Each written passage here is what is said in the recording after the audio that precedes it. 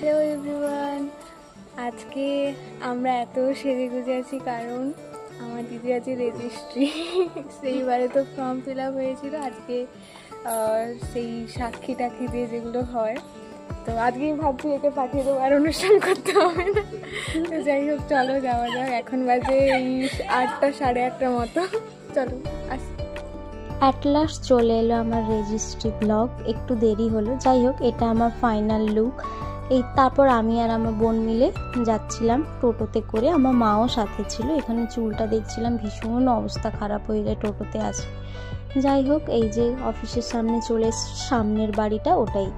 এই যে যেয়ে বসলাম, আমাদেরই ফার্স্ট হওয়ার কথা ছিল, সেই কথা মতোই হচ্ছে। ছবি তোলা হলো, তারপরে আবারও কিছু সই স্বাক্ষরের ব্যাপার আছে, সেগুলো হলো একে একে বাবা, মা, আমার মা সবাই মিলে ঘোষণা করছি। বর্তমান সময়ে অবিবাহিত। এত দ্বারা নিম্নরূপ ঘোষণা করছি, বর্তমান সময়ে আমি রানী সামন্ত অবিবাহিত। আমি 24 বছর বয়স পূর্ণ করেছি। আমি রানী সামন্ত।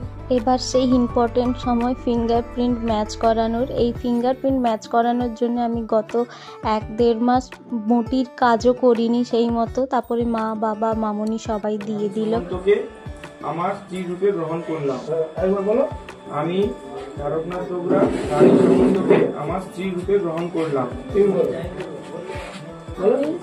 রানী সামন্ত তারকনাথ ডোগরাকে আমি আমার স্বামী রূপে গ্রহণ করলাম। আমি রানী সামন্ত তারকনাথ ডোগরাকে আমার স্বামী রূপে গ্রহণ করলাম। আমি রানী সামন্ত তারকনাথ ডোগরাকে আমি আমার স্বামী রূপে গ্রহণ করলাম। ঠিক আছে।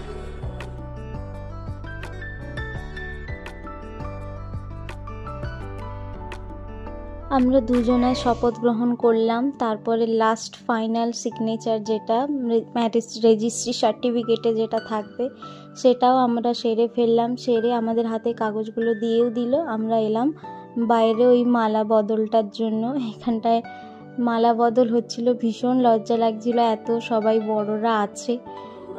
রানী সামন্তকে স্ত্রী রূপে গ্রহণ করি। আরেকবার বলো। আজ থেকে আমি তারকনাথ ডোগরা রানী সামন্তকে আজ থেকে স্ত্রী রূপে গ্রহণ করলাম। তুমি আমি রানী সামন্ত তারকনাথ ডোগরাকে আজ থেকে খুব স্বামী রূপে গ্রহণ করলাম। একেবারে পড়াও। গলার ভিতর থেকে, মালার ভিতর থেকে। হ্যাঁ, হাততালি হাততালি।